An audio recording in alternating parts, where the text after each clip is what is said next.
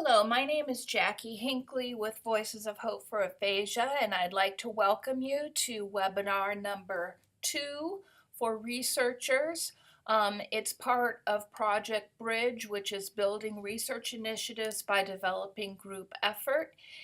We're very happy to be collaborating with the University of South Florida, St. Petersburg on this project, and we appreciate the funding support of the Patient-Centered Outcomes Research Institute. So in this second of a series of 3 webinars for researchers and clinicians, we'd like to address the topic of how to involve patient partners in research, general models, and approaches. At the end of this webinar, you will be able to discuss realistic role expectations for patient partners, identify at least 3 critical principles of plain language and aphasia-friendly written materials, and list at least 3 techniques for ensuring success with a patient advisory group. Well, what do we know about including patient partners into research? Although doing so is not a widespread practice in the United States in aphasia research, it is a practice that has been incorporated into a number of different health condition research domains and also has been done in other countries.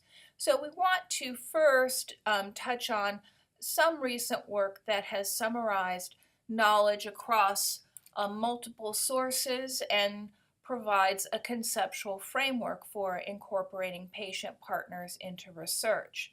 The first conceptual model I want to point out is one that was recently been built on by Kirwan and colleagues in 2017. And this simply displays that the foundational elements of patient-centered outcomes research, such as awareness of methods, valuing the patient perspective, ways for patients and researchers to partner, resources and infrastructure, contributes to actions. Actions such as initiating and maintaining partnerships between researchers and stakeholders, facilitating cross-communication, capturing, using, and optimizing the patient perspective across phases of research. And these various actions contribute then to different types of outcomes that are related to the patient-centered research. For example, developing a culture of patient-centeredness in research, developing meaningful and effective partnerships, and then noticing that research may become more relevant and outcomes more meaningful to end users when patient partners are incorporated into research. Research results may be more widely used in health decisions, and ultimately the goal of all of this is better health and better health care. So all of these things feed into each other, of course. Now, another way of looking at a conceptual framework for incorporating patient partners into research is one called the Meaningful Patient Engagement in Research framework. The first step of developing this framework was a qualitative secondary analysis of interview data of 18 experienced patient partners, so patients who had participated actively in research. Now, this is not about patients with aphasia. Then the thematic analysis produced themes, and those themes were either confirmed or refuted based on a content analysis from 18 empirical papers on patient engagement in research. This all yielded a conceptual framework that is the only data-based framework for patient engagement in research, and this was just published earlier this year. So here are some of the main themes from this conceptual framework. So one thing that's important for being able to integrate patients into research is to acknowledge and be familiar with the procedural requirements. And an example of a procedural requirement is that the patient partners clearly understand their role in participating. So we want to be really clear about defining what the patient partner is going to do and what role in particular they're going to play. Another theme that came out of this work is convenience. And an example is that there has to be sufficient time for engaging patient partners. This is a theme that comes through across many papers and reports of patient engagement. And also to give different patient partners choices about how and when to engage. A third theme is contributions. So while it's fine to ask patient partners to provide their own perspectives, patient partners want to feel that their contribution is a good use of their time. So they're ultimately going to want to know what was done with the information or perspective that they provided, and they want to feel acknowledged for that. It's important for the team to have mutual respect and trust, so that's across the researchers to the patient partners. Basically the culture or the environment of the interaction treats the patient partners as equal partners. Now, obviously, patient partners bring a very different skill set, but this is like as though you were collaborating with somebody in a different discipline. You may not know their literature or their particular body of knowledge, but still you approach each other as equal partners and with mutual respect. And this is how researchers also need to approach any patient partners who want to interact in their research. Support is very important, and this actually contributes to the research environment. Patient partners should receive adequate training and also should be reimbursed for their time in the same way that any other professional would be reimbursed. So, for example, in Project Bridge, this very project, as you know, the patient partners are being trained via 3 webinars, just as the researchers and clinicians are being trained. In addition, the honoraria for participating in the project is equal across patient partners and researchers and clinicians. So this embodies these important characteristics of being able to have successful patient engagement. Patient partners want to feel valued and they need to have their contributions acknowledged, and this is probably also from one meeting to another. There needs to be acknowledgement of how what they did at the previous meeting, etc., made a contribution or moved things forward. Patient partners need to have a sense of how their contribution is benefiting others. Perhaps they're gaining or improving their own knowledge, or maybe they see that other people are being helped as a result of their participation. So we have this kind of a framework, and that helps us move forward to think about role expectations. So what can people with aphasia and caregivers actually do in terms of participating or engaging in the research process? So they probably are not going to help you actually word or really truly craft your research question. They're probably not going to help you select the appropriate research design, but they can probably provide input on which topics or questions are most important or relevant to them.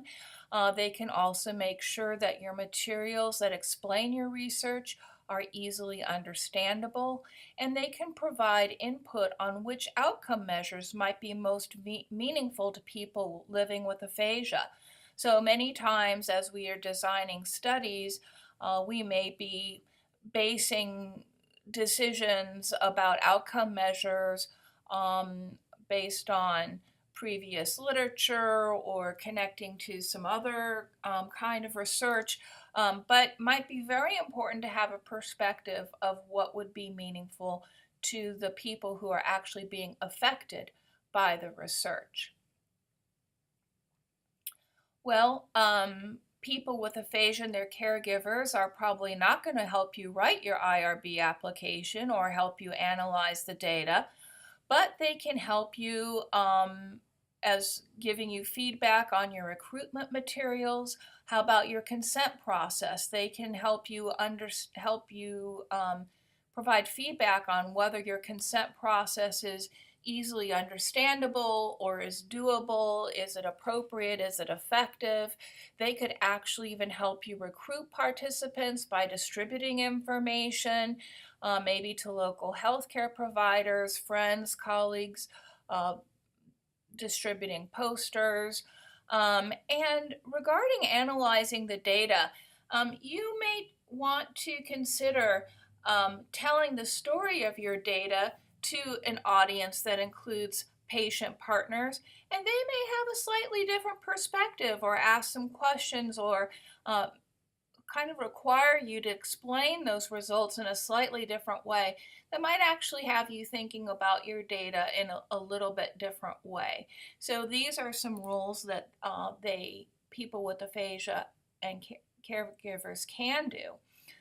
The other thing that they cannot do certainly is they're not going to write an article for you, or probably not even part of one, chances are, but they can give you suggestions of ways to disseminate your results and your project that will be important to people living with aphasia, and also that may bear on your future research participants for your next study. They can talk with you about maybe directions for what comes after this study. Please know that the people with aphasia and their caregivers in their corresponding webinar are receiving this same information.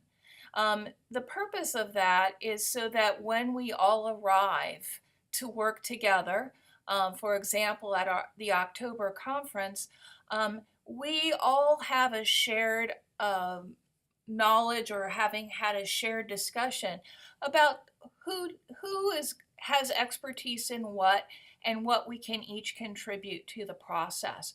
So please know that this list of role expectations, the complimentary list, is embedded in the webinar for people with aphasia and their caregivers. Also, patients with aphasia and their families can give you feedback on any drafts of publications that are intended for any lay audiences.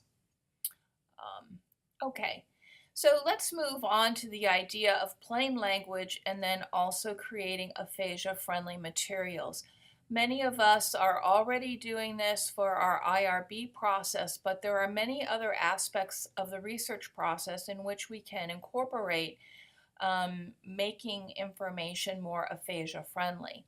Let's start with the idea of plain language, and this applies to the federal government, and the Plain Language Act of 2010 requires that the federal government provide information in an easy to understand way. There's a parallel to this within the National Institutes of Health, and in fact there's even online training, which many of you are probably already familiar with, via the NIH Plain Language website, which you see here, and gives some tips on making sure that information is offered in a plain language way. Also, NIH has a clear communication program which incorporates plain language, cultural respect, and addresses health literacy. Clear and simple is the NIH's approach to developing easy-to-read written materials. And here's a link to that information, guidelines, and toolkits for developing easy-to-read written materials according to the guidelines of NIH. Now, these plain language guidelines are great, absolutely, but we know that in order to make information aphasia-friendly, we have to do something even a little bit different. So let's look at a specific example of plain language, and this comes actually from the Plain Language Toolkit example. On the left, you see an example that is not plain language. So it says your initial evaluation may take up to an hour. Various treatment strategies. It is advised that you are comfortable in loose clothing if your legs or feet are being examined. So on the right, you have the plain language version of those instructions. Your first appointment rather than initial eval. Your therapist will do some tests, talk to you about your treatment options. Please wear comfortable clothes that fit loosely. So you notice the sentences are shorter. The grammar is more direct and simpler. So that's just an example of translating things that we're often in the habit of writing in very professional technical terms or technical style and technical jargon into a plain language format based on plain language guidelines.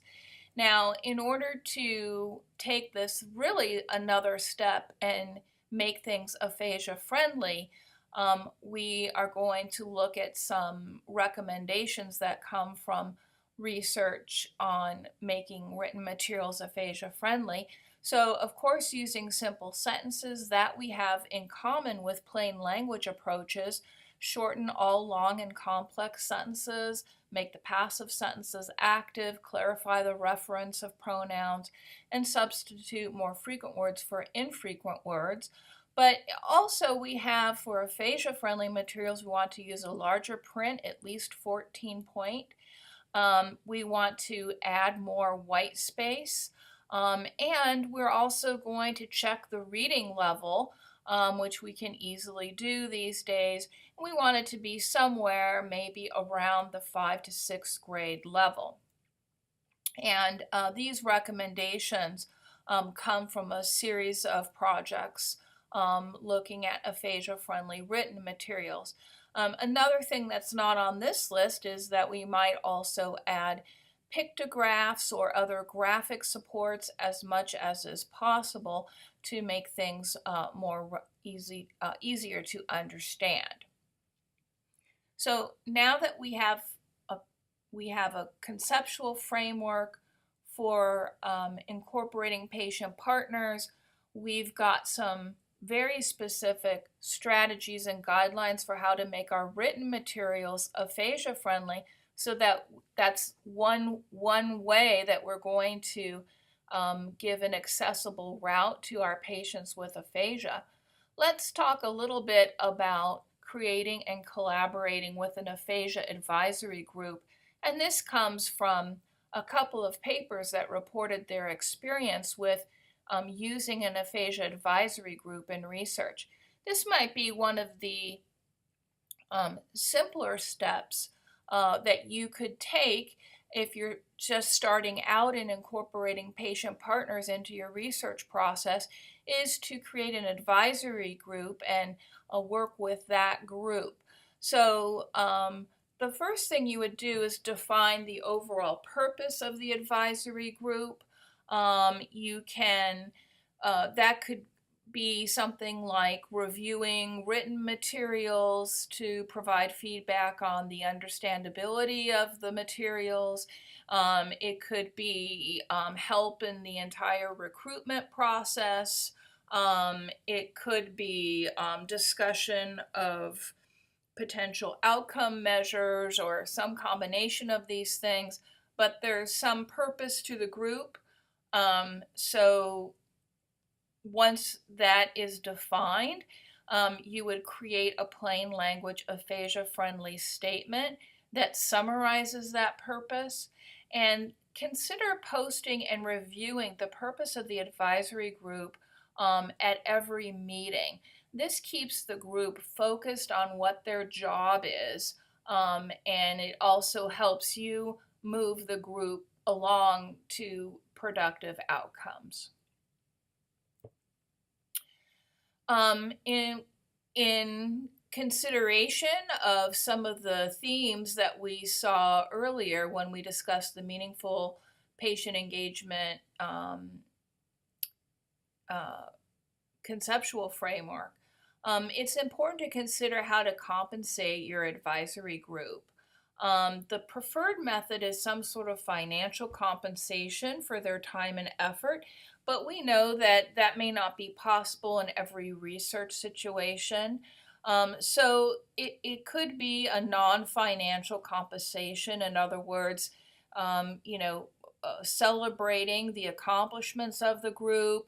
Perhaps you can acknowledge the group in a hospital or university newsletter. Maybe there can be acknowledgement of the advisory group at some kind of research event or meeting. So there are other ways that you could compensate the advisory group if financial compensation is not possible. But one of these routes is very important to creating the environment of mutual respect that you desire and that is needed for successful patient engagement. And then consider whether your advisory group actually really does require representation of a particular type, severity, or etiology of aphasia. This is a very different question than who is going to be participating in your study. So your advisory group may not necessarily need to be have the same characteristics as your as your research participants. And that depends a lot on what the goal of the advisory group is. So that's something to really separate out and consider. If you're asking your advisory group to do a lot of fairly high level reading or responding to information to make sure it's understandable, do you need to take that into account as far as severity, etc., for the members of your advisory group? So first of all, determine what is the goal of the advisory group and what they're going to be doing.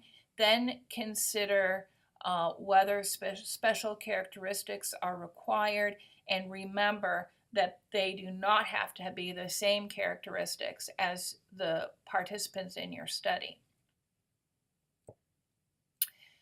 It's important to plan meetings in advance. This is not something where we can grab a notepad and say, oh my gosh, it's 5 minutes to 10, and in 5 minutes I have an advisory group meeting.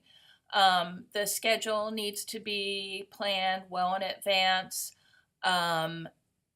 Across reports of advisory group meetings, usually 2 hours with a break in the middle of that is common. And I know for Project Bridge, we have a project advisory team, and that's exactly the schedule that we have, is a 2-hour meeting with a break in the middle. We set up an agenda with very specific objectives. Okay, at today's meeting, we're going to review the conference program, the steps to and talk about how you can recruit other people or something like that. It has to be very clear. If it's possible for you to either do breakout groups, maybe 2 or 3 people working together on the same kind of activity, or if there are any hands-on activities that meet your goal, that's a great way to handle your advisory group. And make sure you break down the materials. It might be overwhelming and lead to, prevent the success that you would want if you're handing tons of handouts and 25 pages of things. Just it's important, and we have found it important in Project Bridge as well to make sure that we edit and curate and tailor the information specifically for our advisory group. Not to say that they're not privy to information, but we just want to zero in on the information that's needed for the advisory group's goal.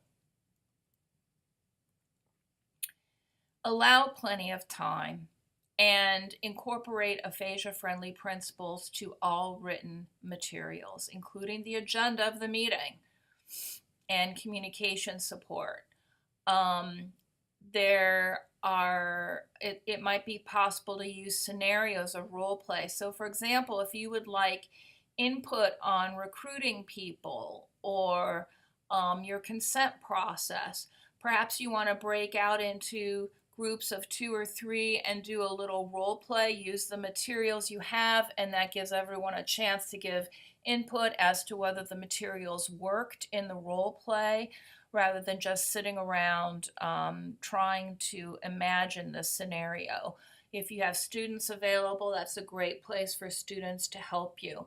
On the resources handout that goes along with this webinar, there are some communication scenarios that have been used with a project that incorporates patients into research, and although it's not to do with aphasia, but it might give you some good inspiration as far as how to make the advisory group meetings a little more productive and also more interesting and more successful for you and for your patient partners. Make sure you review and applaud progress and achievements. I know for Project Bridge in our advisory team, at the end of the meeting, we are really clear, okay, this is what we accomplished today, this is what we set out to do, this is what we did. We have a little check-off list. We also, at the beginning meeting, say, oh, okay, at our last meeting, we accomplished the following. So that at every meeting there's a sense of, it was worth my time to come here, and we actually got something done. So just a little review. So the meaningful patient engagement in research framework has the following themes, and we talked about procedural requirements, convenience, contributions, team interaction, the research environment or the culture, support, feeling valued, and the benefits of participating. And I think that if you do look back, or as you've been following along, you see that the suggestions for conducting a research advisory group really fit in with all of these concepts and values that will make the patient engagement successful. So when we started, we said that you would be able to discuss realistic role expectations for patient partners, identify at least 3 critical principles of plain language and aphasia-friendly written materials, and list at least 3 techniques for ensuring success with a patient advisory group. We hope that you feel that you had all of these objectives addressed.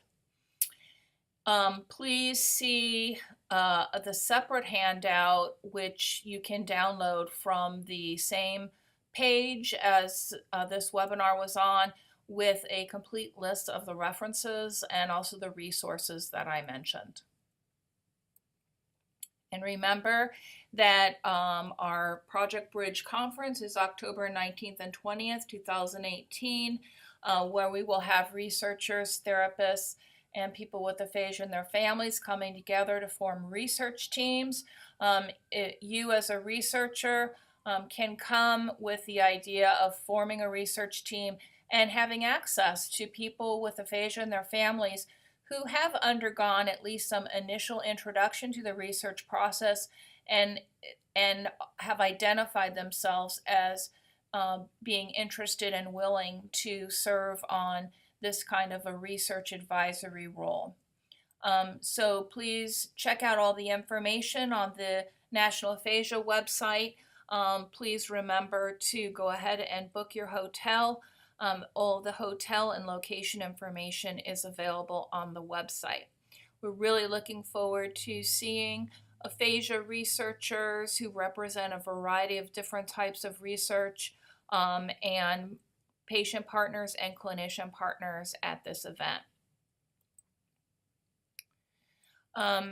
Last, we want to mention to you the PCORI Ambassador Program.